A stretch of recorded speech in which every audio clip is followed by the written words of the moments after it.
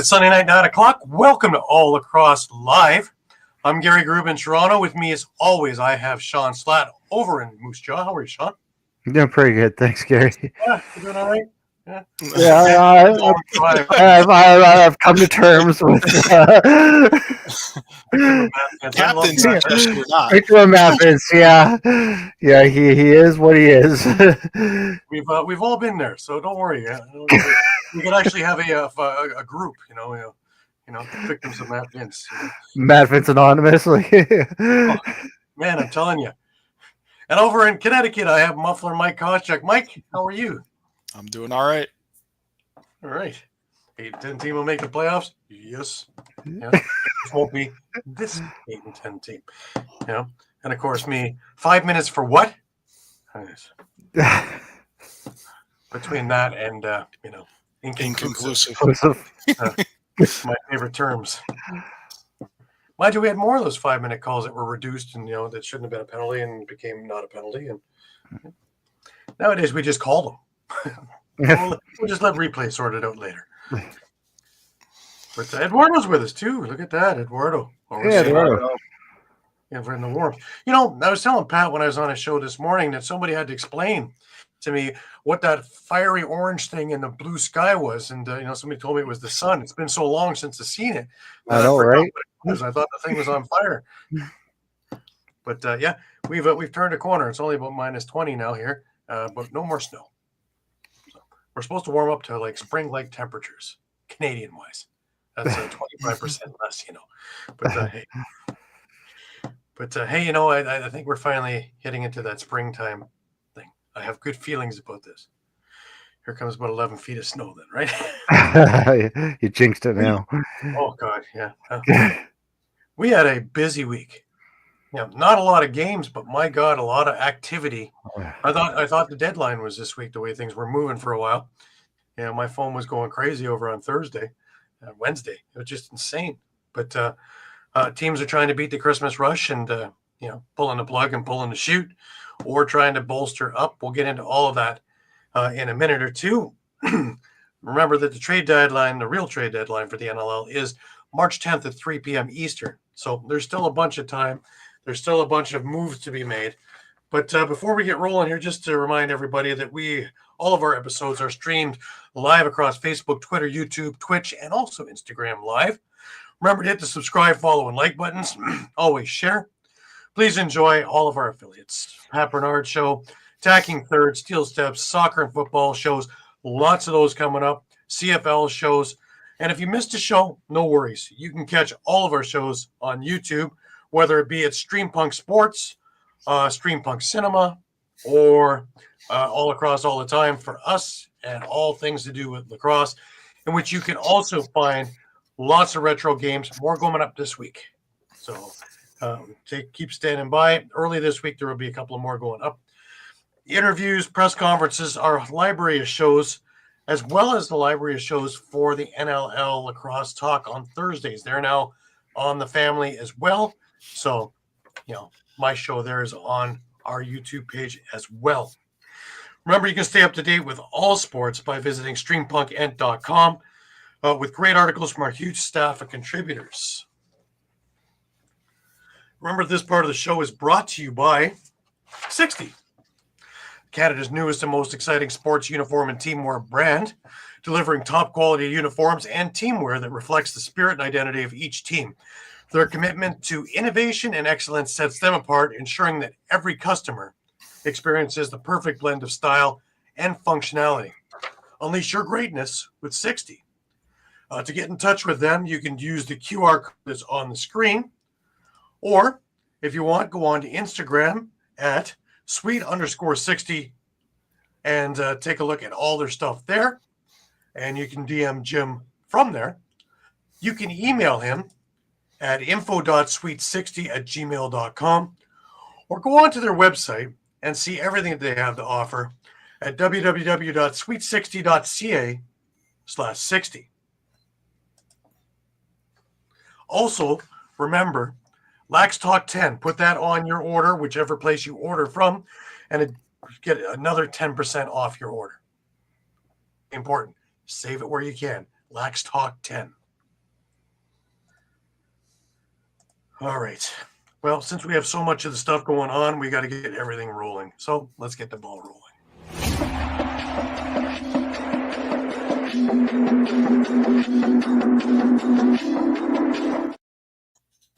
Alrighty. Well, for the last couple of weeks, we've been starting off with very unhappy news. So I thought this week we go in a different direction and we start with some great news. And over in the Rochester family, both Riley Hutchcraft and Turner Evans are new papas. Congratulations to both of them. Nice to see life going into the world instead of leaving. So they're both our future NLLers. You know that, right? Oh, yeah. I believe Turner's kids Of are course.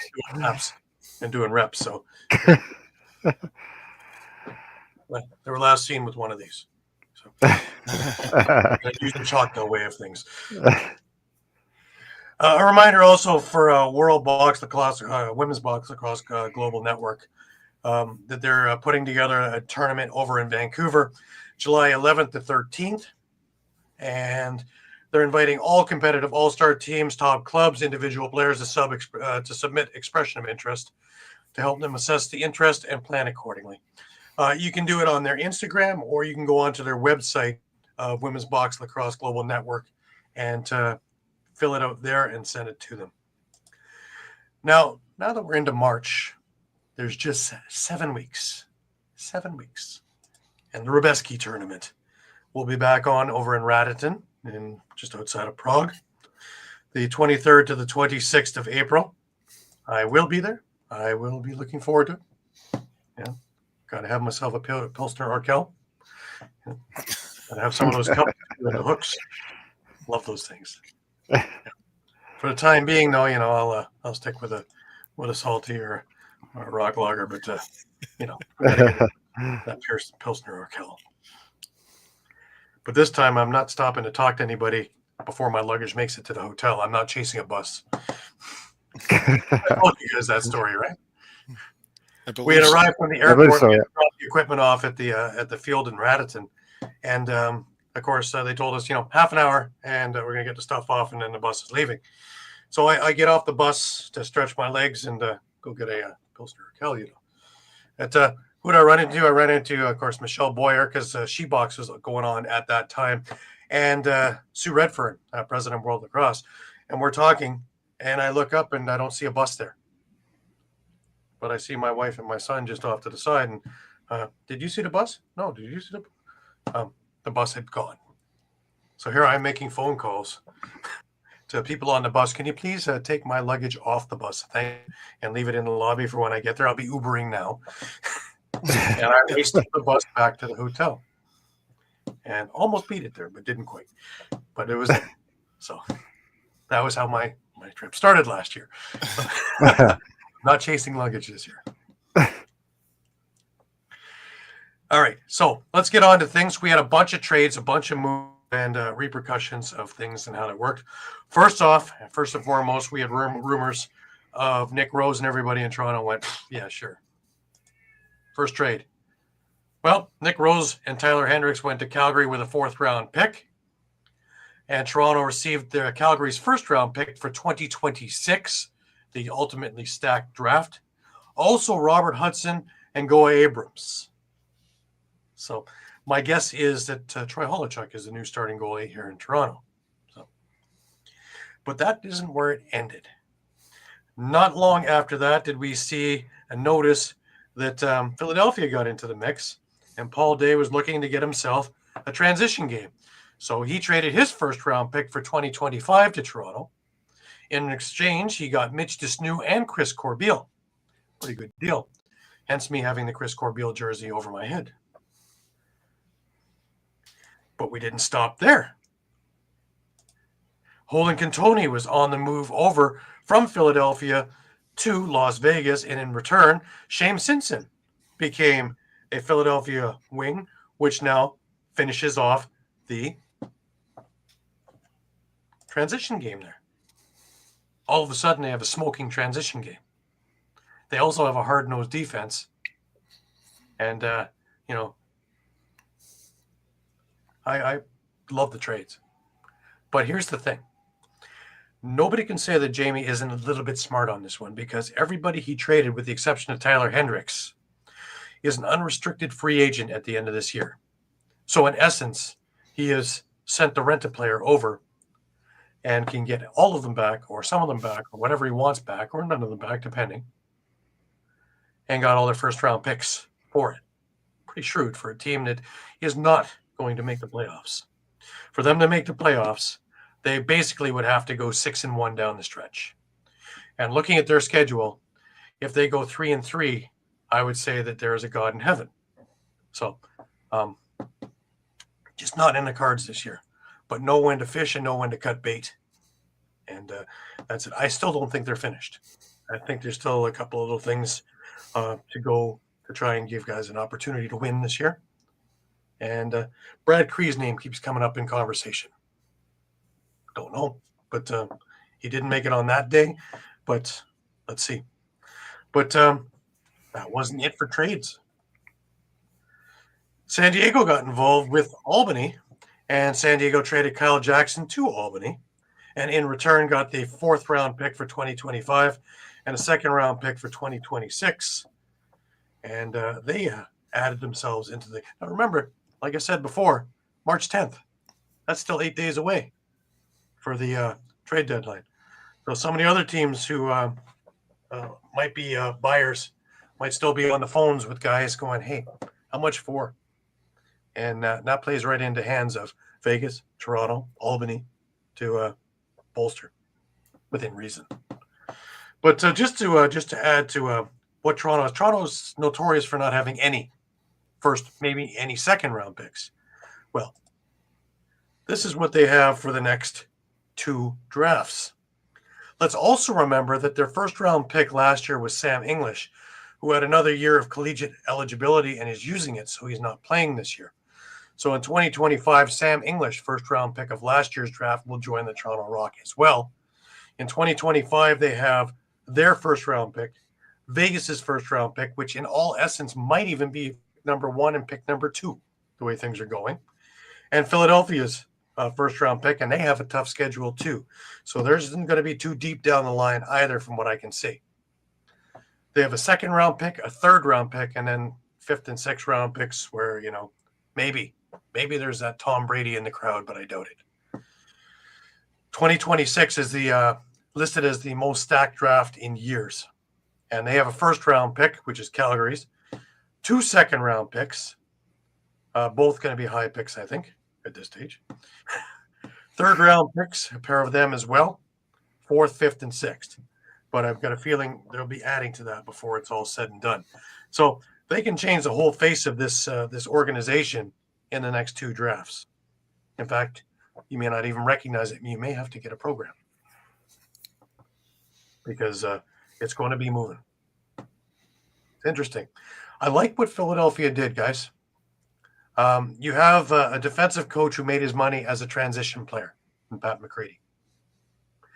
And now you have 4 guys there that are bona fide transition guys. Mike, let's start with you. Your thoughts on the trades that just happened this week and anything that interests you for what's upcoming. Yeah,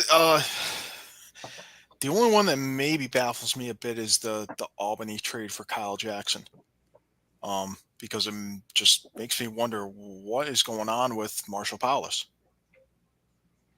Yeah, he is on a whole. Yeah. I mean, they have, obviously they have Dyson Williams, they have Ethan Walker, they have Sam Firth. I don't think any of those guys are going anywhere. So, I mean, adding to the depth certainly is a help on the left side, especially after they had to, unload Eric Fennell. But I don't know. It seems like they maybe if they, if they're of the same mindset as Toronto over in Albany, that, hey, at this point it's probably not happening because they need to go. What are they, 3-9 now? So they need to go pretty much 5-1 or 6-0 to have any sort of shot. Yeah, because they don't have any tie breaks with anybody, really. Yeah. So I don't know. The trade baffles me a bit. What do you think unless about they're Philadelphia, just what they trying- did? I think what Philadelphia did was great. So I think just from a physicality standpoint, mostly, even more so than Well, it's transition. something we've been harping on for weeks here, isn't it? About Oh, Philadelphia's defense being weeks. soft. Well, Sean, you brought it Yeah, up. I was going to say years. But specifically this year, where we thought they had some of these problems rectified, and it turned out it reared its ugly head back about 4 or 5 games ago, and hasn't since left. So, Sean, what's your thoughts on this? Yeah, exactly what you're saying with Philadelphia. I mean, like I said, it's been at least the last couple of years where we've been harping on Philadelphia's defense and how many shots they've been giving up to sort of bring in the likes of Desnu and Corbeil.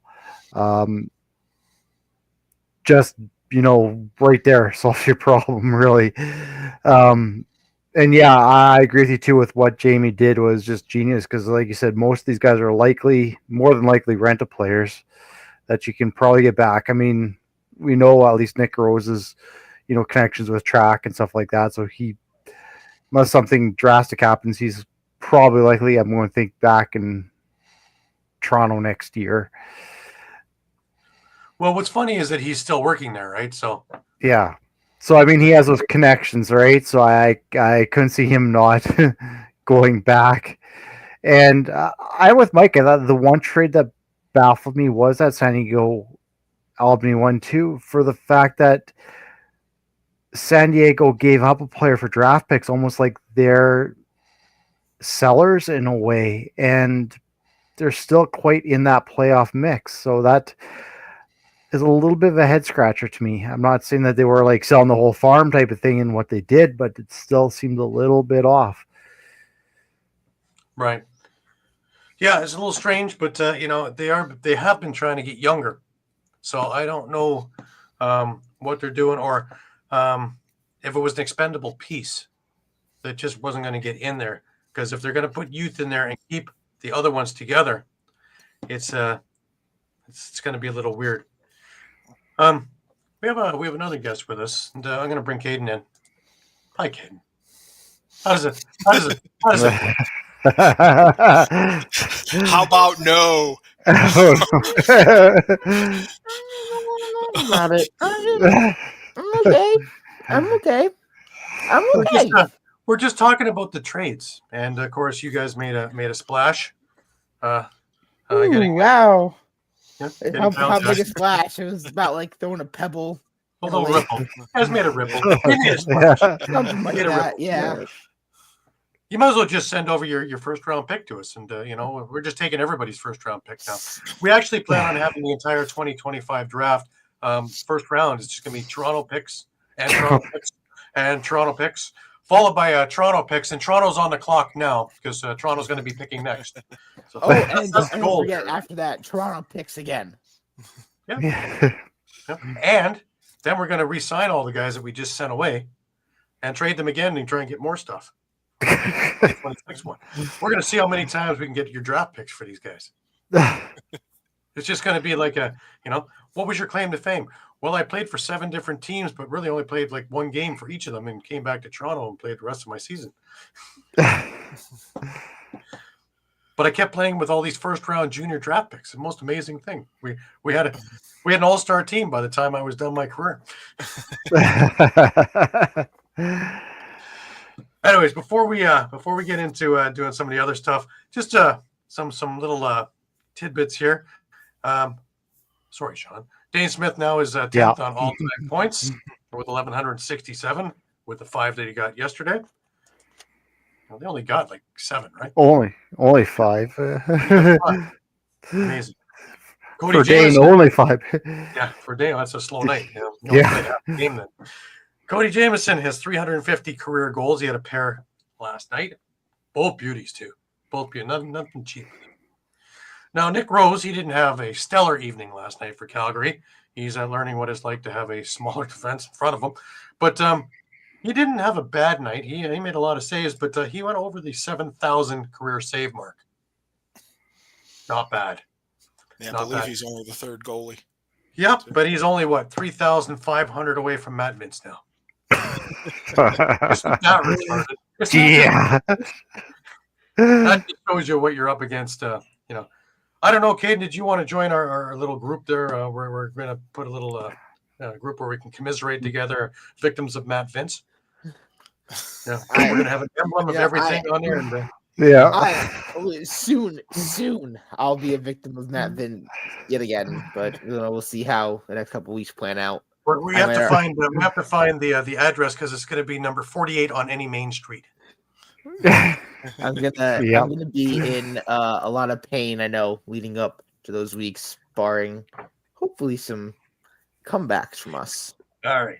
Now, just before we get going on that, MSL, it's almost summer, guys. It's only minus 20 here, so it's almost summer. But the snow stopped. So I was telling him, Caden, earlier this morning when I was on with Pat, I had to have somebody explain to me what the orange ball in the sky was because I thought it was on fire because it's been so long since I've seen the sun. But opening week starts Victoria Day Monday here in Canada, May the 19th, where Brampton faces Six Nations over at the ILA. And that week, Peterborough is over into Brooklyn at Iroquois Sports Park on the Wednesday. On the Thursday, Coburg and Owen Sound face off. Or that's on the Sunday, I'm sorry. And then on the Monday, Brooklyn goes over into the Toronto Rock Athletic Center and play the Oakville Rock, which will have some of the players that are not with the Toronto Rock anymore. It'll be an interesting time. They can reintroduce themselves. By the way, guys, you know who the general manager is of the Oakville Rock? That's right. It's Steve Dietrich. That makes it interesting, too. So I wonder if they all have bragging rights in there for who does better. Nothing is interesting. I did better. No, I did better. Well, Prairie Tim's with you, Shawn. Thanks. We have to stick together here. And I also picked the Rush. But then I also realized, why do I ever pick against Buffalo? I said it before. I'll say it again. Don't choose against Buffalo. I knew I was going on a limb too. 5-0.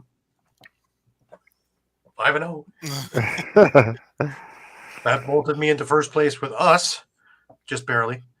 But that's after a couple of really miserable weeks. So this was a really breath of fresh air. But Kate, even there in last, you're still 500, man. You're still doing fine. 6 games out. Yep. Yeah, so. I just need a perfect 5-0 next week. See, things can happen quickly. You want to see what a good week can do for anybody? It's lax class. Who you got? I won that in week 10, but this time around I went 5-0, and I moved up 11 spots. I'm in number 2 now. Oh, so look out. Evan Schemenauer edged me out in the tie break for winning this week.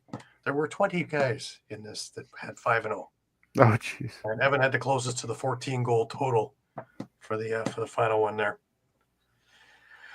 Just quickly before, because I know Caden's got to jump out soon, but just the Arena Lacrosse League had 4 games going off this weekend, and some pretty big games in here.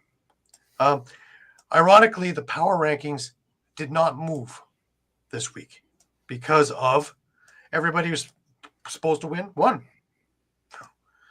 The Whitby Steelhawks beat the Oshawa Outlaws 15-8. The Brampton Express beat the Peterborough Timbermen 19-9. The Toronto Monarchs over at the ILA this afternoon beat the Oswego Bears 17-9. And the Six Nations Snipers beat the Paris River Wolves 14-10, which leave us with our power rankings. That Whitby is still sitting number 1, Brampton number 2. Then we have a cluster of 4 teams with 6-6 records. Toronto, then Six Nations, then Paris, and then Peterborough. Oshawa's in 7th place in the power rankings, and Oswego coming up in 8th place with a 1-11 record. Having a rough year. Alrighty. So, what went right and what went wrong, Caden? Talk to us. Because 14-7 to Rochester. Ryan Smith with 4 goals, 3 assists. Williams nets a hat trick though. He's feeling his way there. So there's your prize. Yeah. What's a bright spot is Dyson putting up the 4 points, 8 shots on goal as well. So, him consistently contributing into the offense at least 3 points each week is good. It's just, a constant proving of why he should have been the first overall pick. I guess to start with, getting outshot 66-43 isn't good. I mean, that's where you start. Getting outshot that bad, going scoreless in the first quarter, that doesn't help as well. You can't blame Dougie because he puts up 50 saves in a game like that where they were down the entire night. Like they were out of it. The offense wasn't doing anything. I mean, the goals here is a goal from Alex, 3 goals from Dyson, a goal from Sam, a goal from Will, and a goal from Colton in transition. So, I mean, only 5 goal scorers. That's not ideal. I granted Dyson with the hat trick, but still, only 5 different goal scorers. That's not going to do it. Like, No. the Kyle Jackson trade is an interesting idea because, like you were saying, Mike, what's going to be going on with Marshall? Is Marshall still going to be kind of holding out? Or is there going to be a trade with Marshall coming up soon? That's why they wanted to go pick up Kyle Jackson now, have him kind of get integrated in with the system. I'm excited to see what Kyle will do. I don't know if he'll get in against Philadelphia. I kind of highly doubt it, but I wouldn't be shocked if we see him against Georgia when they're back home. And kind of like Aldous liked it in Albany. Yeah, he definitely does, but I feel like in a case like this, give him to a team that has a chance to win. Mm-hmm. Hey, Shawn, you have any first round picks? And we had Marshall. We gave him to you guys. But it's just something like those are just things that, like Mike was saying, what's going on with Marshall. And again, haven't seen Callum since his first game in Albany. Kind of just now you understand why Philadelphia cut him. Now you understand why he's been with 11 teams or whatever. And then on the Rochester side, I mean, Ryan Smith, he killed us. 4 goals, 3 assists. He was the killer. And then Connor Fields right after that, 2 goals and 5 assists. So 7 points to those 2 guys isn't ideal. I would also discuss probably Ryland Hartley. I was about to, 36 saves from Hartley. He looked fantastic. Especially in for Hutchcraft, who was out for the week, obviously. So really stepped up when it mattered. Yeah, it's good to see him healthy. He is a spectacular goalie when he's 100%. But he will kill and dash hopes and dreams. And Albany's healthy now, right? Besides the Callum, I'm not mistaken. I have my notes over I have the whole thing, but it's Colton's back, Jackson's back. The only one I can really think of would be Marshall, who's on the holdout list, and then Callum, who's been kind of sitting on the injury list. Mm-hmm. But they are a majority healthy. A lot of it could just be, chemistry. It's Alex mentioned it, that it's a sophomore slump, is that everybody expects them to be a lot better than what they truly are. Is that, obviously a run to the finals last season would put a lot of hopes into the minds of fans of Albany that, we just went to the finals, we're going to go to the finals again. Especially when you add Dyson Williams to it. So you added to it with a super player. Yeah. It went backwards 18 steps. And I mean, obviously, Gary, you mentioned it at the start of the season that they were your pick to win it all. Mm-hmm. Exactly. So, I mean, it wasn't like a far cry to think that Albany could win it, especially how they played last season and adding Dyson, Dougie continuously adding. But a lot of it could be Dougie playing a lot in the offseason. Like we talked about it with Warren Hill and Halifax, how Warren Hill played a lot. Hill got the 1 week off rest when they played Hutchinson, and then he's been lights out since. And again, I just kind of... Is it time to sit Dougie for a game? That's what I'm wondering. Do they sit him against Philadelphia? Do you see a chance to see Kid versus Not in Philadelphia? That would be great. That would bring me to Senior B in my summer. So which I watched last year and watched that particular matchup. But then, Mike, you always kind of speak to the choir about not starting a backup on the road. That brings them. Do you start Kid against Georgia? If you play Dougie against Philadelphia next week or this upcoming week, next week you have Georgia back at home. Is that when you start Kid? Or like their next home game? Do you think that maybe by that time it won't matter? Well, I feel like at a 3-9 situation right now, it really doesn't matter in that case. So if it's 3-10 or 3-11, will it matter? No. Because it's not a playoff thing. Well, once you hit 11 losses, you're not making the playoffs. You're not making playoffs. We're 100% certain on that. Like Albany could definitely sneak away with a win against Philadelphia because they did it again. They did it at home, and now they're just going on the road. They can do it. Philadelphia now has a transition game. And that's the issue, is that Philadelphia knew what they needed. They got better. Albany kind of just hasn't done much because there's not a need to do anything from where they're sitting at. Exactly. They're sellers. They need to take a look at what they can do to retool or stand pats. One of the two.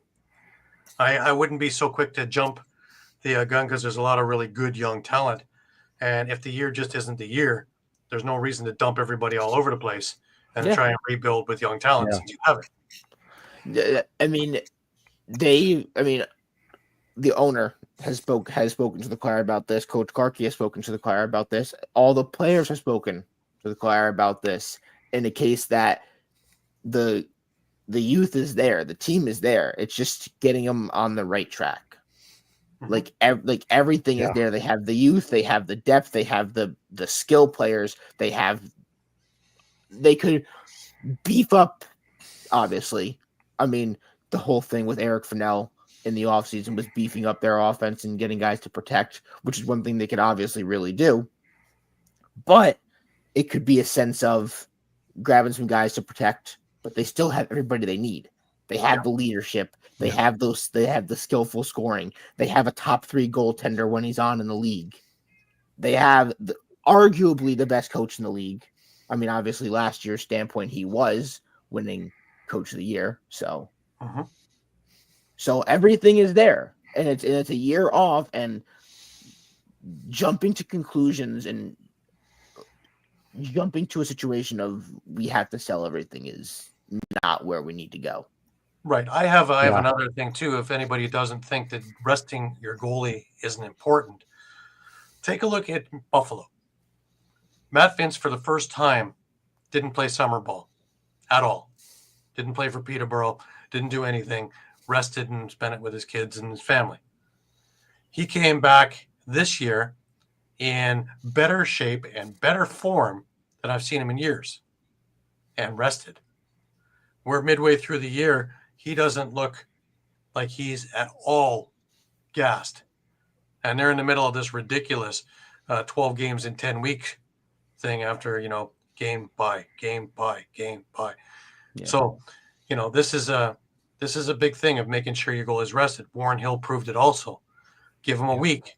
Let him just clear his head. And, there you are. And he's back on track.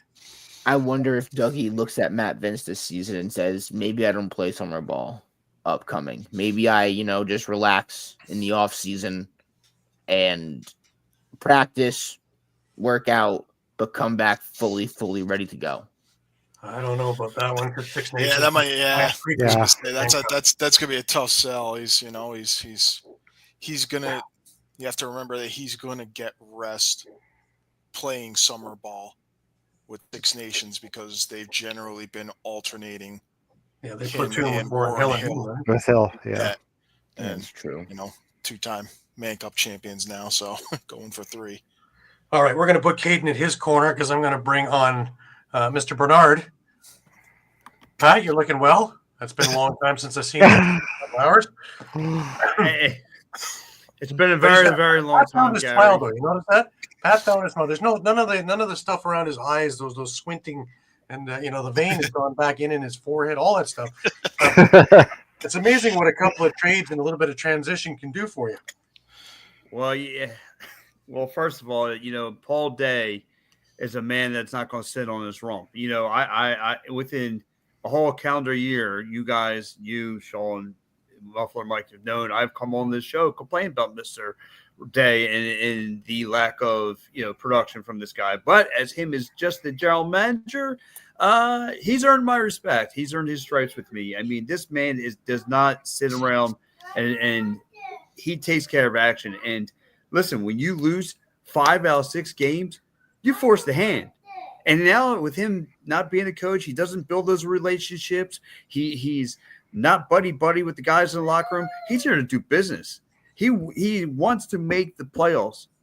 If, ands, and buts, and he's going to cut butts and ship them out of here if you're not going to live up to par. And you see the whole Catoli, see you. You're out. Get out of here. Pack your bags. You're gone. He wants to make the playoffs, and I respect that. I can respect that. Hey, Vegas, here, you're bottom feeder. Take this guy. Otherwise, Vegas might have gotten shut out last night if Tony wasn't in the lineup. So right, yeah. And it's just amazing to me, how he's going to shake up this lineup once again to wake up that locker room, and he's here to he's here for a job. He's here to bring Philadelphia lacrosse for like you said this morning, Gary. It's been a long time since Philly got the team lacrosse playoffs, and he's here to do that. Absolutely. So, what do you see in this game coming up, Pat, with Albany? This was the perfect time to make the trades because you're on a bye week. You get the time. You get the time to build the team chemistry within going through practice, getting to meet Mitch, Dean Snood, and Shane Simpson. You get to meet those guys. And Chris Cornell, you get it's time for the guys to get to meet the players, them kind of feel each other out, get to know their strengths, their positives and weaknesses, their strengths and weaknesses rather. But yeah, I like this game. I very much like this game. This is going to be a wake up. So this is the Wings are going to come out with their hair on fire. So we'll see what happens. A lot of leadership in that dressing room now too. Mm-hmm. And something I will say I'm not looking forward to is we already had to play this new once earlier this season, and last season this new was a huge problem for Albany. And the only one game they played him, he wasn't a factor at all. And now you jump over to this week, and now it's going to be his first real shot at Albany. He's always been an Albany killer. Yeah, and listen, he leads the defenseman in points or in goals. He's second in points. I mean, so he can throw the rock if he wants to too. So he's going to be a tough customer. And what you're saying, Caden, if he's already giving you problems already and getting to this lineup, it can only smell trouble from the Firewoods. But, it's just, to me, it's how the Philadelphia Wings are going to respond as a whole with this shakeup that came. So, but this just tells me, tells the Mitch Jones of the world, the Joe Russitarians, hey, listen, if I got Paul Day, like I said, now playing that GM role, you're not going to live up the part. You'll be next on the bubble. And, like you said, it not only does it spell trouble for Albany, but if this works out, it's going to spell trouble for the whole league. Because if they're getting to snoo on that whole defensive and transition run, now they're going to let Brennan do his thing. Now they're going to let Blaze do his thing. Now they're going to let everybody do their thing, like Mitch Jones do his thing. They're going to let everybody finally be able to do their thing and not worry about, I have to run back on defense, but just Snoo's going to be out there and he's like, all right, I'm here. Get past me. Well, I want to put something out there for you guys to watch in the next couple of games.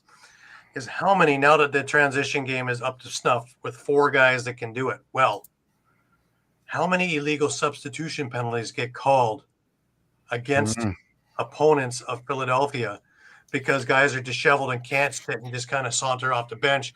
They're going to be rushing out the bench because they don't know if the Snoo or Corbeil or Simpson or any of them are going to be, running up or pulling back. And while they don't know, that second that they jump early, they're getting called. And the Firewolves have had issues with those illegal substitution penalties this season earlier on. And as you know, every team has that issue. But that is something that I'm definitely going to be keeping an eye out this week against Philadelphia, is how many we truly do take, or if Clarkey is going to be on top of them being like, hey, make sure you're watching your men, make sure you're watching your guy, because you don't want to take these penalties that we can easily avoid. And it's funny too, because you and I talked this morning too, Gary, about, like you said, about those guys quickly jumping on and off sides, and too many, that could lead to too many guys on the field. But it's weird because I like what Paul Day has done. Like, he took on this problem. Like, he knew about these guys and some of their deficiencies, but some reason he feels that they can fall in line what he's trying to build here and the culture and all that stuff. So, and like I said, previous to those guys coming here, Philadelphia Wings, again, to Caden's point, Firewolves aren't one of those teams who make their trip to Sin Bin a lot. The Wings are right there. I mean, was it one of the last game they faced on the back-to-back versus the Thunderbirds? They made 10 trips to the penalty box.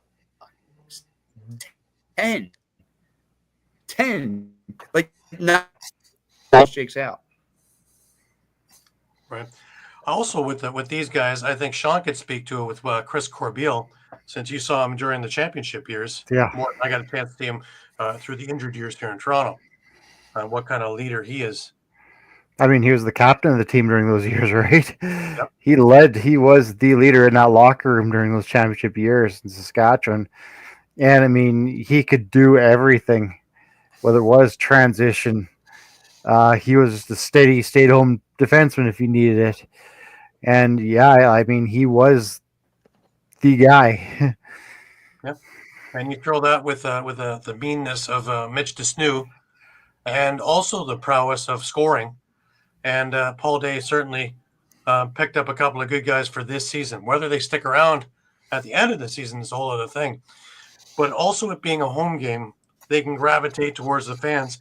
Remember, I said this morning, Mitch DeSnoo is actually a product of Drexel, so he's pretty aware of what's going on in the Philadelphia area. So, you okay with this, Pat? So that. Yeah, I don't know why I'm lying. I don't know why I lagged. He's going to be playing. Yeah, I don't know why I'm lagged so bad right there, but yeah, it's it's like I said, he knows the crowd. It's going to be fun and dandy. But like I said, it's make a statement in this game against the Firewolves, build some momentum, build some team chemistry. Enjoy if you can pull out the win. Enjoy it, because the rest of the schedule is not going to get easier. Yeah, you have the Toronto Rock coming up, but after that, you got Zach Higgins coming in here. He's going to want to make a statement. Then you got 2 back-to-back against Georgia, and then you finish up against Vancouver. So a team that's also looking to get in the playoffs. So this right now is for the Philadelphia Wings is the playoffs right now from here on out. Like, you've seen it between them, San Diego. There's a bunch of teams with 5 wins. So there's a bunch of teams that are still in the mix there, and there's a bunch of teams that are trying to hang in there. And like I said, Paul Day is trying to make that statement. He wants to make a run here in Philly. He believes in this team. He believes that they can make make some noise in the playoffs. But in order to do that, they got to handle business that's in front of them and take it one day at a time.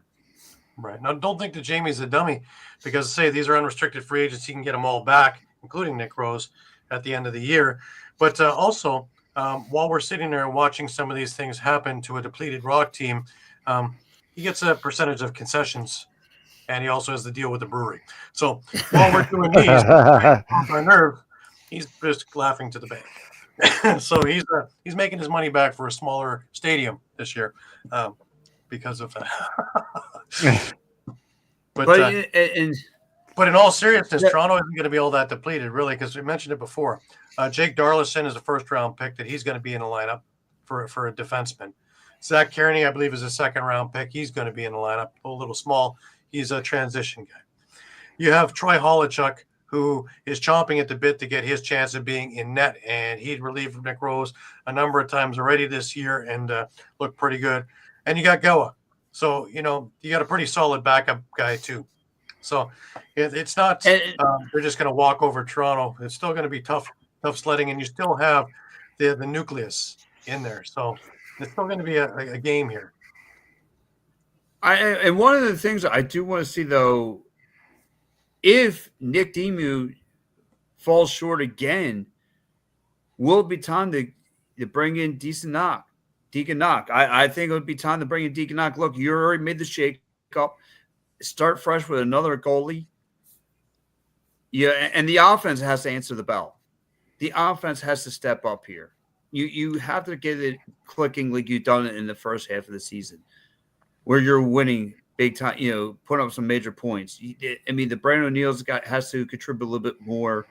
Phil Caputo has been hot, but he's just a role player. You have to get Mitch Jones, and you have to get Joe Russell-Terrence scoring at least 6 or 7 goals or close to it in a game. Hey, they have to play.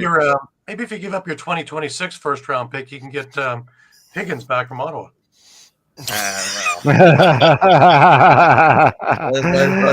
pump the brakes just a little bit. Let's pump the brakes. You don't have to pump the brakes, because when Rich Lisk picks up the phone and hears that, he's going to go click. Yeah. Well, first, Mike, you'll hear a lot of laughing on the other end of the line. Then you'll hear the click. But it did come over on a platter, so it was like, that was too easy. Yeah, is that Pat Bernard guy still beer reporting for you guys? Yeah. Pat, you mentioned the possibility of not starting. I don't know if you saw when me and Gary were talking about it before you jumped in, how Dougie making 50 saves in the Rochester loss is great, but at some point, do they swap to Deacon Knott? To Andrew Kidd? And I wondered, could we possibly see Andrew Kidd versus Deacon Knott this weekend? I would hope so, Caden. I want to say Deacon Knott get the start. Nothing to take anything from Demu, but in these losses, he's shown some in spots where some gray areas that need to be worked on. And one's like, again, I mentioned, and I see a lot of goalies struggling with the low pass or low shot that sweeps by them. I've seen a lot of players now do that. A lot of players are now following through with that one. But there are some spots where he's slow he's a little too slow to get back on his feet. So like I said, he does show a lot of Nick Demu shows a little bit too many gray areas in his game. But I do want to see Deacon Knott get the start. Like I said, this would be a complete refresher. And this, you got some new pieces coming into your game. And like I said, I want to see the offense, to me, needs to start answering the bell and start stepping up here. Like I said, great for the Deacon for a number of years. Right? I've known Deacon for a number of years, and it's not a slouch you're putting in there. You're putting in a junior gold medalist for Canada. You're putting in a guy who has played for Brooklyn in Senior B, plays for the Peterborough Lakers Senior A as a backup and relieving, because him and Kells were part of that Laker team last year. He's a solid goalie. Played for the Oshawa Outlaws in the NLL also in the year where they started, I think, 10-0.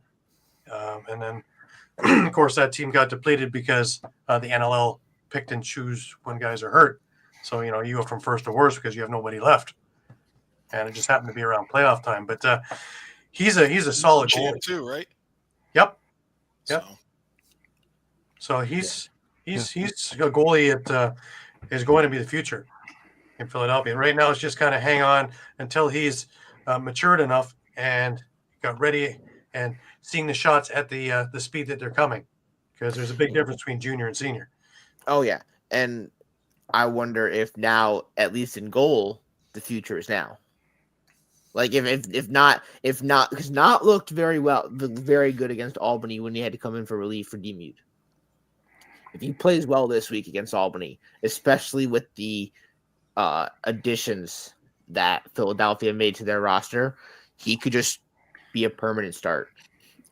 And you know what, like Caden, I agree to a certain extent too. And the only reason why we're having this discussion because we again the shakeup. But however, the problem relies in front of the goalie. It doesn't matter who's there because the defense sometimes I've seen in the most recent games not picking up the loose changes, missing assignments, sticking to the man-to-man coverages, and they look like they get lost in the sauce.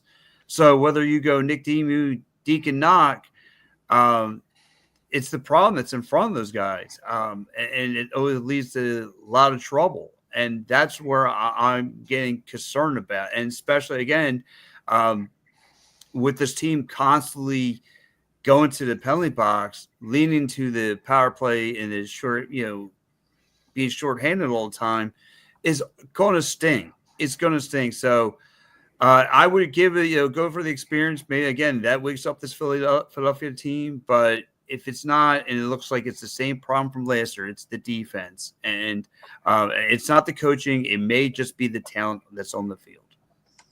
I'll counter that, Pat, and say Paul Days went out and tried to solve that issue now on the defense by picking up a Desnu and a Corbeil to kind of solidify that. So maybe we see a completely different defense now in front of their goaltending.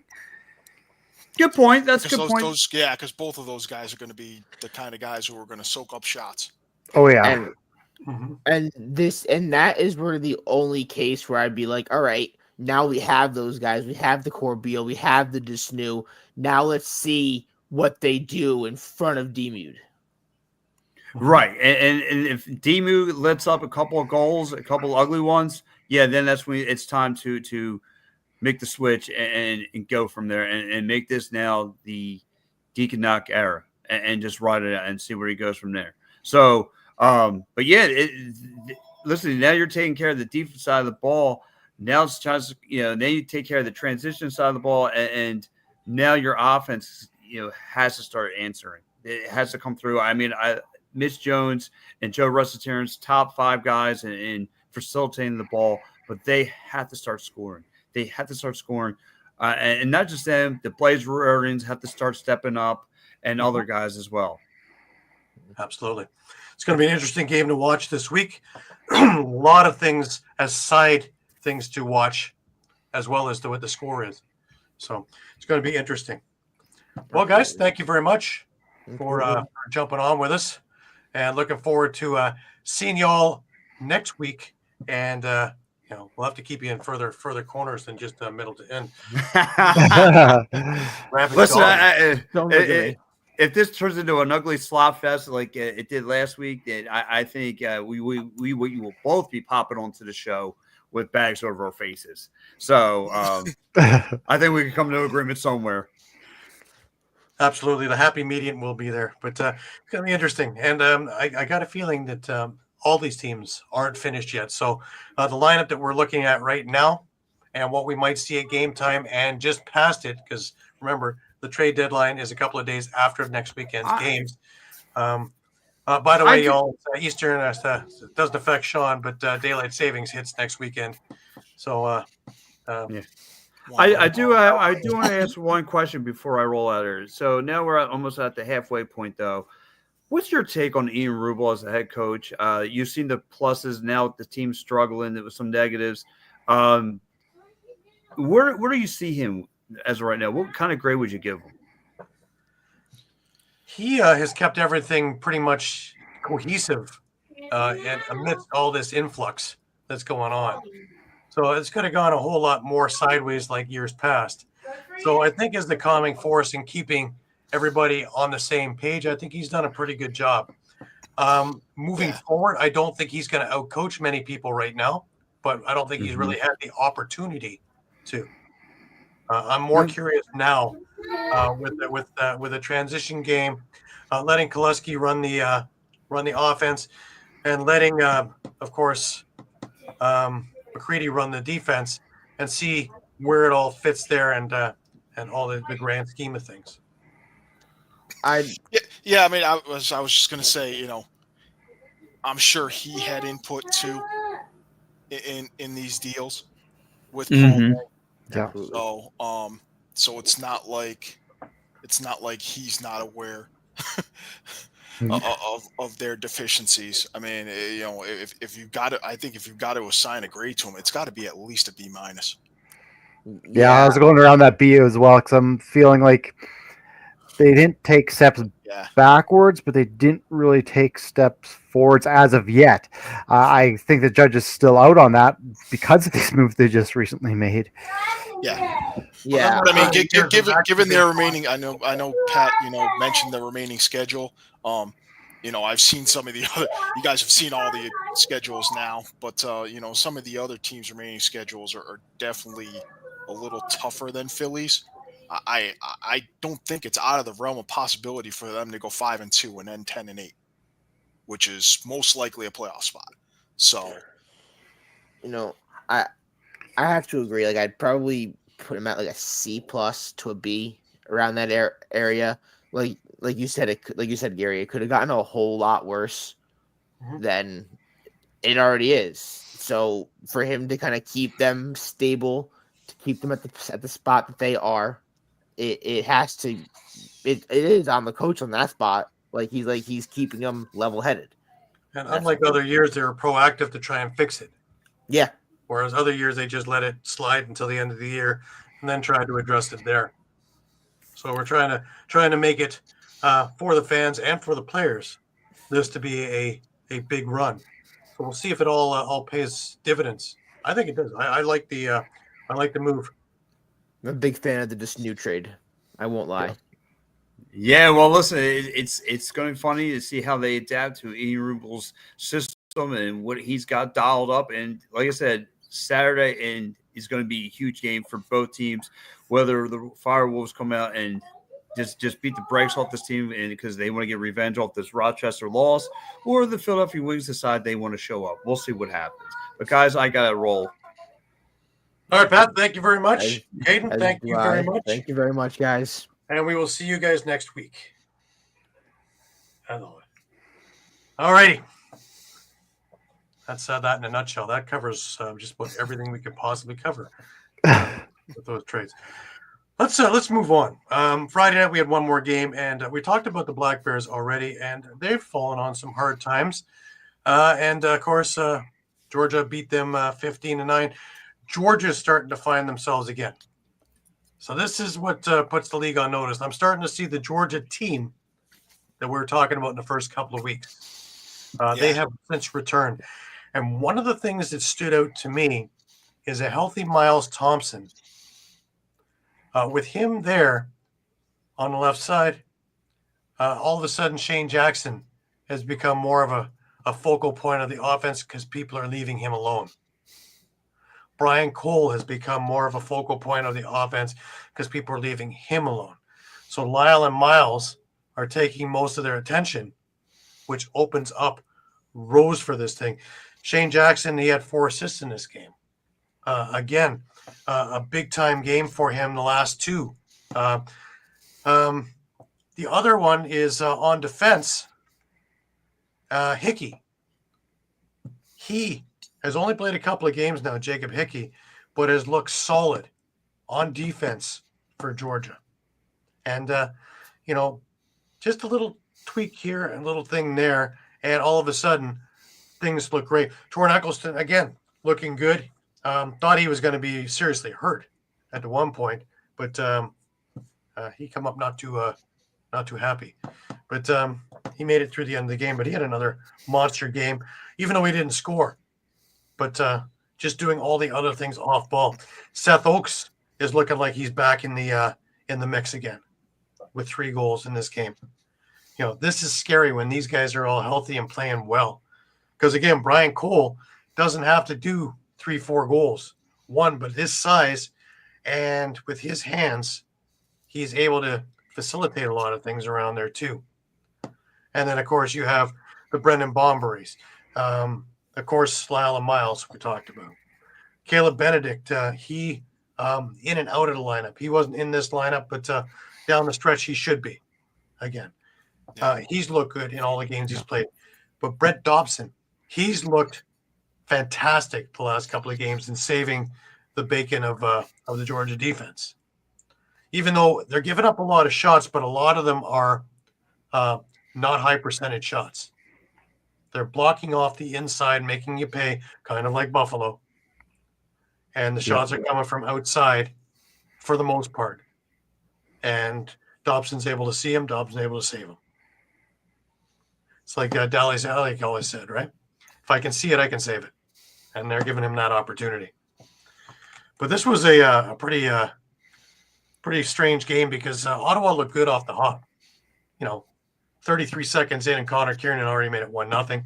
Jacob Dunbar made it 2-0, and we're not even a minute and a bit into the game. All of a sudden, Georgia woke up. I talked about Shane Jackson. Well, he made it 2-1. Andrew Q, someone who's gone under the radar with all this stuff. He hasn't had that year that we've seen in the last couple of years. Well, again, that Miles and Lyle thing, and all of a sudden he starts roaming around a little bit more, and he'll kill you because he's free all over the place, and he's able to get into spots in front that you think you have him and you don't. And he tied the game up. Again, we're not even 5 minutes into this game. It's 2-2. Brendan Bombery, he makes it 3-2. Lyle Thompson with just an absolute laser off a Shane Jackson feed. Shane Jackson with his second of the game, and we're only 8 minutes into the game. It's 5-2 Georgia.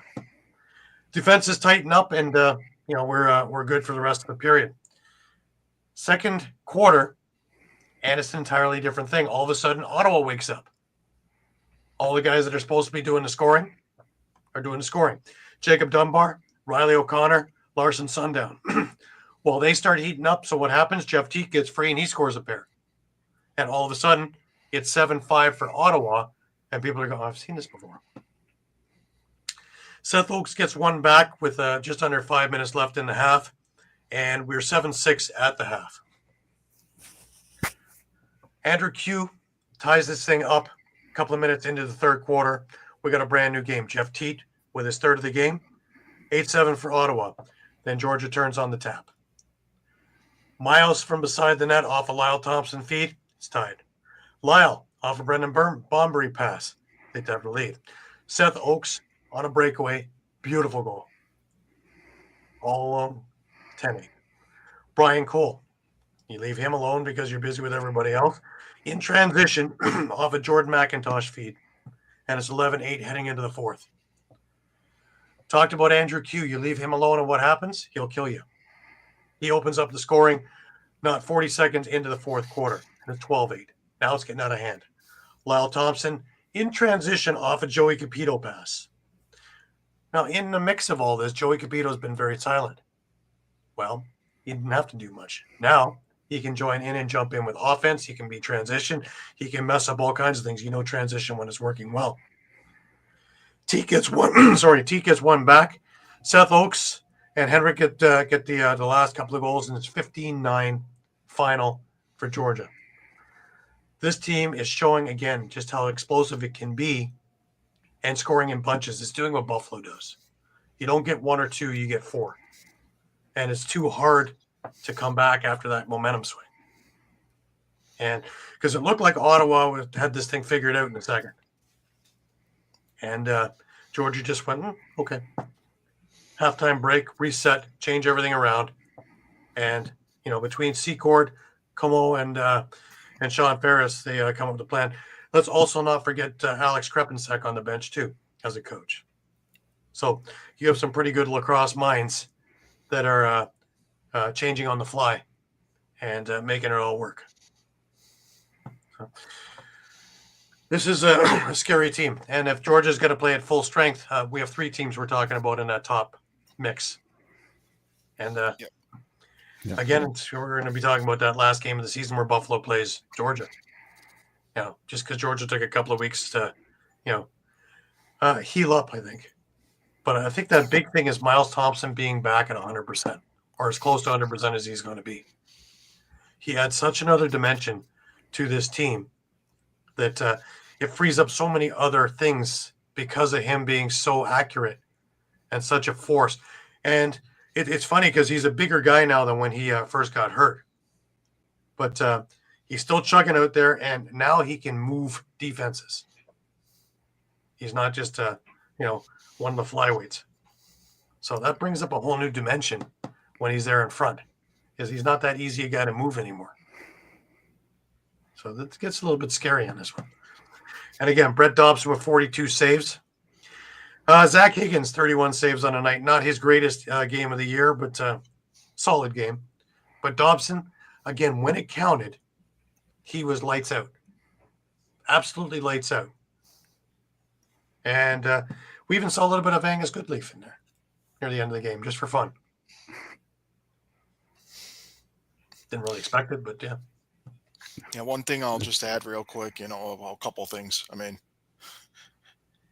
I had picked Georgia, and one of the things I had said in my pick'ems was Ottawa they can't keep relying on Jeff Teat and Zach Higgins to steal games alone. They've got to get that secondary scoring. But one thing that stood out to me, both teams scoreless on the power play. Georgia 0 for 2, Ottawa 0 for 3. So yeah, point of improvement. But then again, I mean, we saw Albany get to the finals last year with one of the worst power play units of seemingly ever. Yeah. All of NLL history. So, and funny enough, Ottawa was 20-8 on faceoffs. So again, with this, how important is it? Well, not if you have a really solid stifling defense. Right. Yeah. Because Jeremy Thompson didn't have that good a night at the dot. All right, let's move on. We head over into the next night, and our main event of the evening was Buffalo, Saskatchewan, and as we know, Buffalo comes from behind, as seems to be their MO now. Vince stops 41, Burns scores twice, and Mans gets 4 goals in the loss. But Buffalo down again, 5-2, and seemingly flailing away, and all of a sudden, chip piece by piece by piece. Yeah, it's funny. I know talking to Derek Keenan after the game, it was a game he kind of expected in the fact that this went punch for punch, this game. It was close, right down to the last minute. But what you didn't expect is that low of a scoring game, especially with these two offenses. You hate to say moral victories here, but the fact that the Rush only held the Bandits 9 goals, I mean, there's not very many teams out there that can do that, especially with that offense that Buffalo has. And really the difference came down to that second half where, I mean, the defense just tightened up for Buffalo. And I mean, no matter what the Rush did, they just could not get inside for the life of them. They tried. Lord, they tried, and they couldn't. And then Matt Vince was Matt Vince. Plain and simple. Couple of notes, though. I mean, the Rush are also without Robert Church. He's on the short-term holdout. Not quite sure how long that is. I think his wife is having a baby. Can't confirm that, though, so that's why he could be potentially out of that lineup. Other thing, we were talking about power plays. The Rush were 1 for 5. You're not going to beat Buffalo if you can't get your power play going, and that's been an issue with taking penalties. If you let them off the hook, you're playing with fire. Yeah, and that's been for the most part. They've had a couple of games where their power plays clicked, but for the most part, the Rush's power play has struggled this year, and that could be their Achilles heel through all this. Right. Yeah, it's also, you know, the Nanacoke factor. He was the killer in the third quarter. Yeah. You know, leave him alone in front, and again, he's going to do something in this game, and it just took him a while to do it. And transition. Nick Weiss again, Justin Martin, both. Nothing cheap, but wow. You know, when it comes time to get these things. But Zach Mann said it himself. I have the clip that I'm going to play in a second. When you score 6 or 7 goals, you're not winning any games. Yeah. They have to find a way to score. Why don't we listen to Derek Keenan, and he'll talk about the game. I thought we competed really, really hard. They're obviously a very good team. They're the benchmark in this league. And to be honest, like it was not the type of game I expected. I thought it'd be a lot more high scoring, based on both teams' offenses, but both defenses played extremely well. Both goaltenders played really well, and they made a few more plays. It was a frustrating night for us on offense. You know, they block a lot of shots, get in shooting lanes, make it difficult to get into the middle. And I mean, it wasn't for lack of effort, though. The guys really tried to execute our offense, but it was difficult. And 1 for 5 on the power play hurt. You know, we had to be better there. And obviously we missed Robert, but you know what? We did okay with him earlier in the season for a couple games, so that's not going to be an excuse for us. But it was a good lacrosse game. It was physical. Like I said, they're a very good team. I thought we did a good job on their offense, given the talent and the depth they have. So, but it was a good game, and again, not what I expected in terms of the numbers of goals scored. But our guys, I fought hard right to the very end. I guess that's it. I don't think many teams this league can keep this Buffalo team to 9 goals. How well your defense and goaltending. They were both really good. I mean, I thought we were able to play our defense against them and be aggressive and pressure and put them into some bad spots at times. But again, they have some guys that can make plays, and that's what they did. So, but you know, to keep them to 9, 1 being an empty netter is a pretty good performance by our defense. But we just needed to be better on offense, just as simple as that. And Josh Slaght back in the lineup. How's he progressing? He's good. Yeah, I mean, you know, he got a goal early, which he did kind of in his first game way back in Rochester, and he's got great feet. He's quick, shoots the ball well, and you know, he's a nice guy to have for depth, and he's young too, so he's got a good future ahead with this team. Was there any message in the locker room knowing that you'd be without Church teams? Not really, no. I mean, hey, like I said, we were without him earlier in the season for a couple games, and we won 1 and lost 1 in overtime. So obviously we missed him. You know, I think. We missed him on the power play. We missed his leadership. You know, just little things like that. But hey, like I said, we got depth, and we've got more depth now on the offensive end and the defensive end than we've had in years. So you know, even right now, we're not really at full strength in the back end, but guys come in and play really well. And that's good to see. And we'll regroup. We got another tough one next week on the road in Georgia. They're a very good team. Similar physical defense to these guys, but we'll be ready to go. And then Zach Mance, who had 4 goals in the game, he had this to say. They're at the top of the standings for a reason, and have been in those big games year after year. They're a tough team to beat. I thought the effort was good, but just execution-wise in that second half, didn't really get it done, and they, especially on defense, they walled up, and they've stopped us from getting good looks. So credit to them, but we'll be back. What happened that second half? It seemed like they just kind of tightened up a little bit. Was there something they were doing differently? I think it was more so us kind of falling away from the things that we were getting good looks from. We were getting successful looks. Just always got a full 60, getting through the middle is the biggest thing. I thought there was a point in time where we were all kind of standing around a few shifts in a row, and I mean, that's not going to get it done against those guys. What do you think with the defense on the other end of the floor, at least helping you keep negating a lot of net goals? Yeah, no, that was like, you can't ask for more from our defense and Frank. I thought they put together a pretty damn good game. I mean, it's up to us to put more than what we score 7 goals. That's not good enough. 6 goals in 59 minutes, not going to win you any game. How much do you miss Robert Church up there? Yeah, I mean, he's a big part of our offense. I think he's the best shooter there is in lacrosse. He's missed, but I mean, I thought we had a lineup tonight that could still get it done, to be honest. I don't think it was all negative tonight. Is there any positives that you guys can take away from tonight that you can take over for next week? Yeah, for sure. I thought it was like a perfect time to play those guys. Kind of at like a 2-3 point in the year, kind of get to see where we stack up against them, and I think we know the areas that we need to get better at. Just your thoughts on Josh Slaght, who's been lapped a couple times now in those, the rookie. Looks like he's continuing improving each game. Yeah. I mean, that's a guy that's stuck with it all year. I think that was his second game he got in. He's had a great attitude all year. Every weekend, he's got really tough travel to get here, so we appreciate him sticking with it. And yeah, I mean, we're all confident in him. He's a great player. He's got great feet. I think what I'm most impressed by him is he knows what to be for a rookie, and especially being an American, not having a ton of box experience. He's an easy guy to play with, and those are guys that you want in your lineup.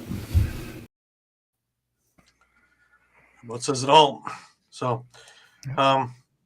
when they meet up again, and they will meet up again in the playoffs, it'll be in Bandit Land. So, add a little bit nuttier with 19,000 people spell counting, doing all that fun Bandit stuff. Oh. I always feel smarter in there, you know. So the counting and the spelling, yeah. All blocks, and I can count without having to take my shoe. It's great. Practice block there. Alrighty, let's move on. We go into the later games on Saturday. First one is Colorado against Calgary. Now, this is the first one with Nick Rose as a goalie in Calgary. Eli McLaughlin leads the Mammoth with a big home win. Cook scores 3 in a loss. But yeah, and similar to that Georgia-Ottawa game, both teams 0 for on the power play. Calgary went 0 for 5 on the power play. Colorado 0 for 2. So, shout out to penalty kill units around the league. Yes, their job at least this week. Yeah, for Colorado, getting some secondary scoring really in this win. Eli McLaughlin had 4 goals and an assist. Ryan Lee had 2 and 5. Thomas Vela and Will Malcolm both had 2 goals and an assist. Connor Robinson 5 assists. And then to Gary's point again, Calgary 15 of 23 on the faceoffs, but just didn't seem to be in their favor. Besides Tanner Cook's hat trick, you had Curtis Dixon and Tyler Pace each with 2 goals and 2 assists, and then Dane Doby with a goal. Very late. And Hayden Dixon with 3 assists. Again, Rose did make 46 saves in the loss. Dylan Ward 49 saves in the win. So, if this game would have stopped after 3 quarters, I would have thought Dylan Ward was 15 years younger. And then as Colorado started mailing it in the fourth, Calgary started catching up in the fourth, which just goes to show you is you cannot take a quarter off because this thing goes a little longer. And really, Colorado really didn't look that interested in the fourth. Yeah. And, Calgary made them pay. Simple. Right down to the very end. But you're up, I guess, you're up by 5, and, you got to have everything going your way all night long. They never really let Calgary get too close that it would become an issue. But, again, I think of if you're playing a team like a Buffalo or Saskatchewan or even Georgia for that matter, I don't think I would want to leave that opening up Pandora's box to try and play with fire. Yeah, and it's funny you mentioned that because just looking at neither of these teams have easy roads the rest of the way. Obviously, the win, puts Colorado at 7 and 5. Calgary drops to 6 and 6. But here's what Calgary has ahead of them. They have a home and home with Buffalo. Then they host San Diego. They're at Saskatchewan, at Las Vegas, and then they finish hosting Colorado. So these teams are going to meet again in week 21. Colorado doesn't have it very easy either. The rest of their schedule at Philadelphia, at Ottawa, at Saskatchewan, hosting Buffalo, then hosting Saskatchewan, then at Calgary. So, 7-5 and 6-6 right now look decent. We've kind of said all season we're pretty sure 9-9 is going to get you in. 8-10 might get you in. So, but at the same time, you don't want to be playing 500 ball over the final third of the season, just to get in. And just looking at that schedule too, that Calgary Colorado game at the end of the year, that could be a win and you're in, losing you're out scenario. Yeah. Yep. And that should scare Colorado fans. I mean, there's that whole decade and a half of the Calgary curse. It's been broken in recent years, but yeah. That goes back as long as I can think about it, So, way back into the divisions, into two different incarnations of divisions at that. Yeah, so it's the onus is really going to be on both teams to kind of get business done over the next 3 to 4 weeks, and get the wins you need to to make sure you're in a good enough position that if you slump over the final, if you slump in April after having a great March, you still have you're still giving yourself a decent shot to make the postseason. Absolutely.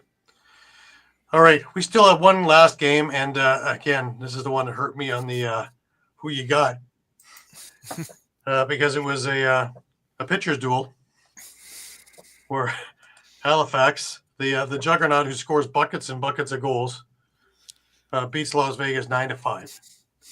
Jameson scores his 350th career goal. Hill makes 41 saves to lead Halifax to his 5th straight victory.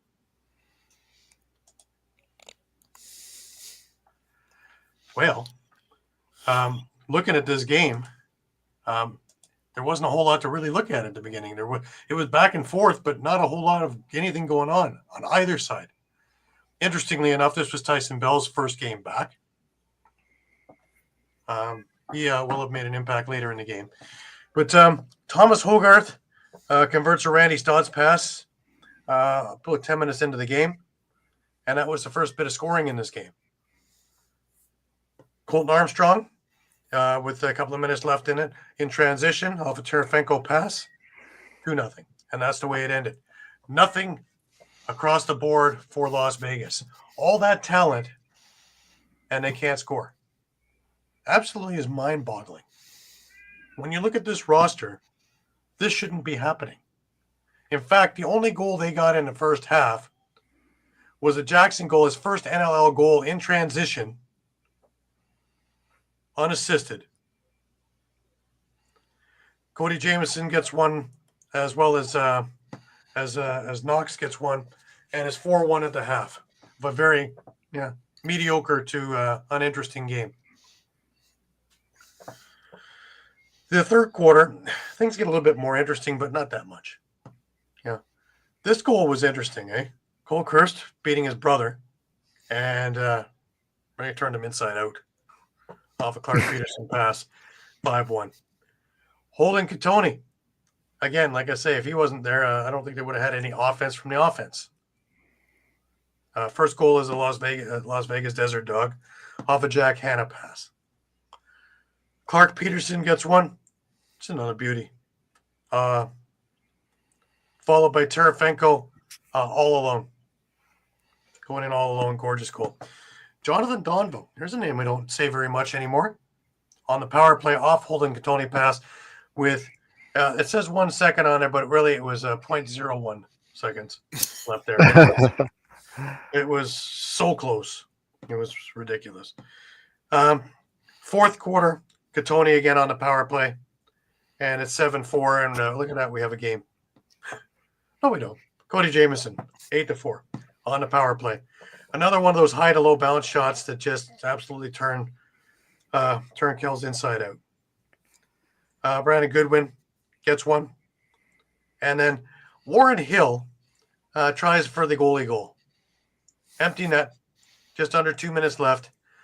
Fires what looked to be a strike, a Nick Rose type of strike. Hits the post. Tyson Bell happens to be there and deposits it into the empty net. And that would be your 9-5 game. Was there much of anything to discuss in this? Other than both teams did much of nothing? Not really. This had to be I guess you can give kudos to Laney Ells for holding Halifax under 10. Yeah, but he had no help. No help on the other end. None whatsoever. He made 52 saves in this game. He was the busiest guy on the floor by a long shot. But really, I just am baffled by this Las Vegas team. This is the same team that beat Colorado like a drum last week, 14-7. How did it go so wrong in 6.5 days? Yeah, the only theory. The only theory I said, the only theory I had last week was that knowing your coach is on the hot seat, but that usually doesn't last. Hey, Brian. No, I'm baffled with it. I really am. I can't figure it out. I've thought about it. I spent a bit of time today trying to figure it out. I'm looking at their lineup. It's not like anybody was out, and they just cannot fire up the offense. And you added to that offense with Holden Katoni, and well, he was actually the only one who did anything. Yeah. Without him there, really, what do you got? Take away his 2 goals. You had Josh Jackson with his first career goal, Brandon Goodwin, and Jonathan Donville. Donville's the only offensive guy there. Yeah. That's wild. And I'm looking at, Casey Jackson. You're looking at Jack Hanna, Sean Wesley, Kyle Killen, Jackson Webster, who's had some great games. Absolutely absent. I can't figure it out why this team can't move ahead. And I'm sure Sean Williams is banging his head off the wall too. That's the thing. Paper, this is a great lineup. Again, Sean might be banging his head. I guess we go back. Is he on the hot seat? In his defense, though, I look at the lineup going, how? How is it that these guys just can't get it together with each other? It's the old Victor Borga line. Every one of the musicians is a virtuoso in their own time. It's only when they get together they have all the trouble. Well, case in point. You have all this talent with all these accolades all over the place. And like Drew Belgrave, I expect a lot more out of him. Even in transition, he was a gazelle when he played for Toronto and when he played for San Diego. All of a sudden, he's silent. 2 shots on net, 6 loose balls. David Brock, he always was in on transition when he was in Toronto. Silent as a mouse. Poitras, he might as well have bought a ticket. If you're going to watch the game, you might as well sit up there with us. It just baffles me. Hannah, 2 assists when what I'm looking for you is 4 goals. Like when you came into the league. I can't. Well, Dylan Hutchison. On the flip side, this is working in Toronto's favor. It is. Oh, yeah. It is. Every time they have a bad game, their stock goes up. Yeah, and looking at their schedule, this isn't exactly a cakewalk either. Hosting Rochester, at San Diego, at Buffalo, then hosting Toronto, at Ottawa, and Calgary to finish. So It's interesting they're hosting Toronto. I thought they were supposed to be alternate years, and I know that they played in Las Vegas last year because this is the weekend that I was in San Diego, and Toronto did the Vegas San Diego thing last year. This was me trying to get back and texting you guys from an airplane after it was delayed. Trying to get the show going on time. And that might be it is. So week 21, there's 8 games, and Toronto and Calgary have double headers. So that Toronto, the hosting Toronto and the Calgary game. That's I think week 21, and then no, I'm sorry, that game is week 19. I was looking at the wrong week. But Calgary and Toronto have double headers week 21. So okay, that Calgary game with Vegas will be final week, as well as their game with Colorado. So, all right. Yeah, because Toronto has Vegas, has Halifax, and then Rochester in that weekend. Would you help us? Yeah. Just before I head off to Prague, I will be in Rochester for that. And I'll be in Mississauga for the game before. Yeah. Putting on the miles. Hold that 2 goals, Brian. 2 goals. Of the 5 that Las Vegas scored.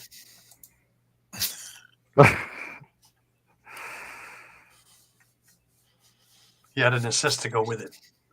So 3 of the points. 3 of the 5. I was looking back to 2 of those goals out of the 5 were on the power play. So they weren't even-handed. They were special teams goals. Jeez. Gets better. Someone's power play's working. Yeah, that's about all it's working. Remember, the Donville goal came with a second left in the third quarter at that. So Sure, yeah. quarter of a second the other way, and it didn't count. So again, I just keep looking at this going, where is the offense in this team? And then I can't possibly, if you really want to put Sean Williams on the hot seat, he starts being a seller again at the trade deadline, and then ownership has to look going, what in the heck is going on? Every year we're selling. Why are we not buying at some point? Well, that's the problem. Is like you said, you have all that talent. What's the answer? How do you fix that? If I knew that, I'd be drawing a check from them. Yeah. That's the $1,000,000 question, right? Like, and because you have the talent there, but talent's not doing it. And you can't blow it apart. What do? You're handcuffed. Yeah, absolutely. Well, let me. Maybe you can blow it apart. And I had wanted to mention this earlier when we were talking about all the trades and just noticing the different situations that teams were in, where you have Toronto can afford to get rid of veteran guys in exchange for draft picks with the possibility that they can pretty much rebuild through the draft. But Toronto has that unique situation where they're a location where they can pull in veteran free agents.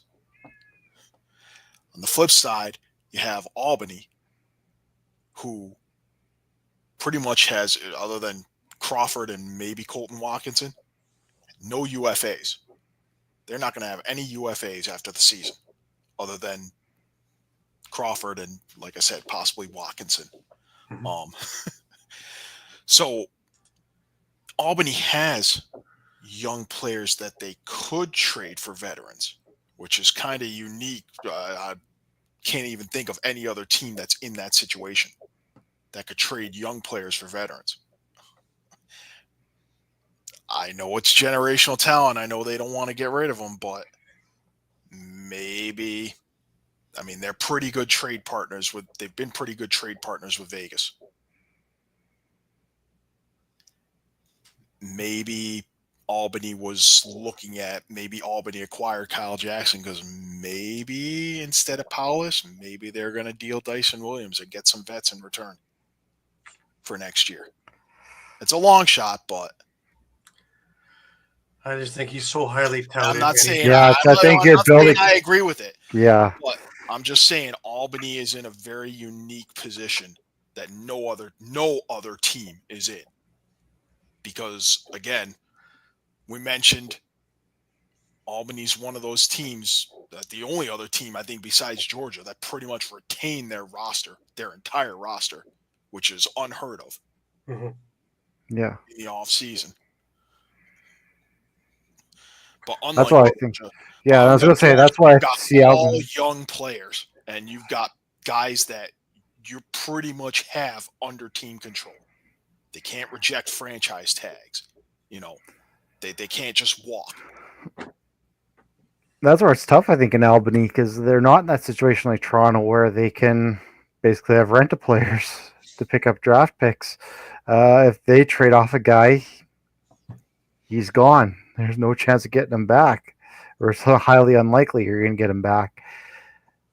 And in some ways, it's similar to Las Vegas. The talent's there, just for some reason they can't put it together. But I think Albany is just going through those growing pains of having a young team. Yeah, I agree with that. Whereas Las Vegas, they have veterans. They have Belgrave, Drew, David. I can understand Albany's played. I can't understand Vegas's played. I just can't. Yeah. I can't get my head around why they're underperforming so badly, so consistently. And then every time you think it's an absolute write-off, they come up with this game like they did with Colorado, win 14-7. Or they shock San Diego or somebody else in that realm. And then they go back to what they were doing and get, come up with a 5-goal performance. And just doesn't, but there just wasn't a whole lot of interest in this game. I didn't feel the energy on either side watching this thing. Yeah. And yeah, I mean, I I'm a sucker for all lacrosse. I'll watch everything to the very bitter end. And I was looking at turning the thing off. That's how uninterested it was. Yeah, I mean, ultimately, I think you have to put him back on the hot seat because. Well, sorry, Mike, not to interrupt you because I agree with the hot seat. If there's someone interested, has he lost the locker room? And who's coming in? Who do you have to replace him? And that's the other. That's the other thing, yeah. Because we've I mean, how many times have we done this with the Rochester and Colorado fan bases, where it's fire Hayes and fire Coyle, and it's like, okay, who's going to replace him? Who are you going to find out there? There's plenty of coaching, but there's also there's also kind of a dearth of coaching, at least at that level. So, I mean, not to throw another, but. Or does he do what going over to PLL? Look at what happened with the Water Dogs when Andy Copeland. Does he do what they did in Philadelphia, and he takes the GM job and concentrates on that and puts somebody else in as a coach? That might not be a bad idea. Yeah, I mean it's a possibility. I guess I'm just looking at it. I'm looking at it from the perspective of ownership. And looks like you're heading. Let's say they win a couple more games. Now you're 5-13 again, and this is like the third straight season that you're 5-13, and you've made tons and tons of personnel changes over the past 3 years, and you keep ending up with the exact same record. Well, and that's the thing. I look over to Saskatchewan and what Derek Keenan's done. He's shown that you can turn a team around quickly if you make the right moves. Yep. Las Vegas really hasn't showed that. That's the thing. The right moves.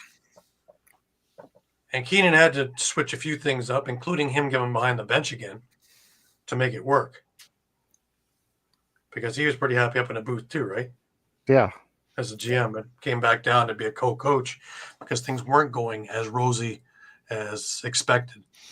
And then as soon as he came down, steadied the ship, and it's been rosy ever since. And with a few extra moves and things like that. And I think he's maybe put himself in a position where this season where he could go back to the booth next year if he wanted to, and things would still be just fine. Yeah. I think you can't discount Jimmy Quinlan. I know it's not fair to compare a guy like Sean Williams to Derek Keenan. I mean, he's a mad genius, Keenan, let's face it. But I'm sure there's other teams you could look at too where they've made quick turnarounds. It's not impossible. Yet, like Mike said, year after year we're seeing 5-13, 5-13. Why isn't this improving? And Sean Williams has won on every level. So why is this one the one that's just the kryptonite? Like I said, I just can't see it. Now, again, we know that if he steps away and somebody else's and it improves, we know it was the issue. Yeah. But I seriously think that he should be taking the GM role and let somebody else do the coaching and move on from there, because it isn't working like this. Something has to give somewhere. No, I think that's a very good point, Gary, that you made. That I didn't even think of, because maybe it is just too much. And he needs to take a step back. Again, looking at other teams, Philadelphia, when Paul Dace took a step back, things have looked a lot better. Maybe that's just too much. Yeah, and I mean, it was, the criticism was more when they were in New England, but Glenn Clark also has the GM role as well as the head coach role, and there was certainly concern among the fan base when Rich List departed, for what at the time was the Riptide. That, hey, can he handle both roles? Obviously last year certainly wasn't an issue, making the finals. So right. Yeah. And certainly the year before that with, the big rebuild and all the injuries, you can't really necessarily blame that on personnel moves. So.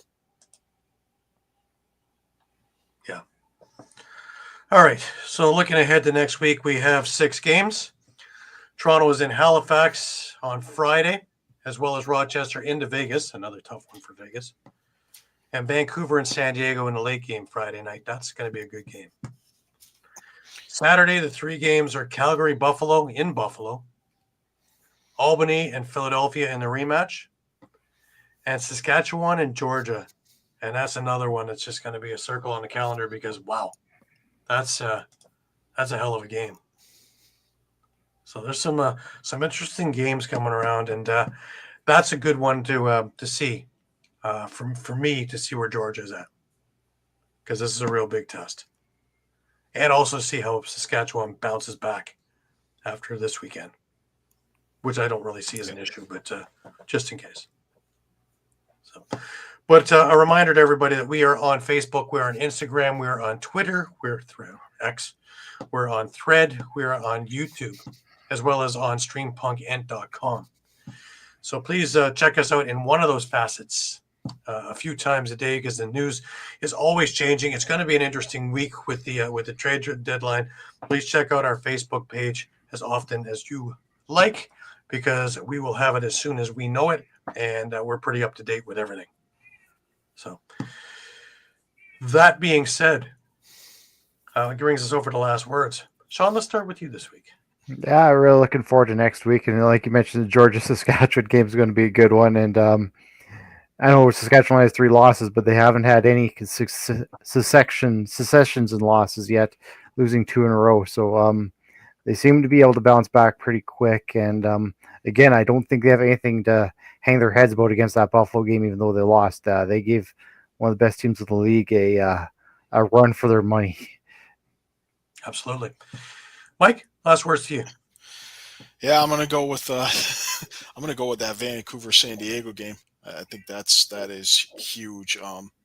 It's not only second of 2 meetings. It's a chance for Vancouver, really, kind of to get a key head-to-head tiebreaker and to kind of jump back and jump ahead of that group of teams at or just below 500. Mm-hmm. Certainly. Me personally, I'm curious to see the Rock bounce back after all these moves and whatever in the heck happens in this week coming as they travel over to Halifax. And I'm curious to see what kind of Halifax team shows up, because I hope it's just for interest's sake. It's different than the one I watched yesterday, because that was a very uninteresting team that I watched yesterday. And, of course, as Toronto drops in the standings, the draft pick. So it's a win-win. Either way, it's either I get a good game or I get a good draft pick. But it's going to be more interesting as the season goes along if they are complete sellers and nothing's working right. That it puts us in a position in this city that we're not used to, of being having draft picks. Well, not too. Having draft picks, sure, but being cheering for the loss.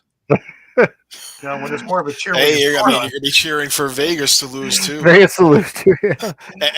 And not only to lose, but I mean, it's going to be Rochester, and who would have thought if Rochester wins that game, they're 500, 7-7. Yep. That's a good Rochester team, though. Watch out for them. We certainly weren't talking about that a month ago. Yeah, I had Rochester in the playoffs, if I remember right. I believe so.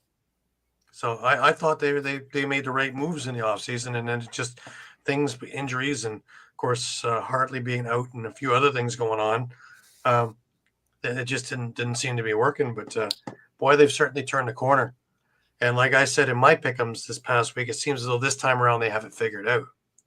And they certainly didn't make me a liar this past weekend, as they just like a government mule, they beat Albany. Actually, I do have to correct you. You did not have Rochester making the playoffs in the preseason. I did not. Shawn and Pat picked them, though. Oh, okay. Oh. Hi, Toronto. Yeah. We did. We all did. We all did, sadly. We also all had Albany.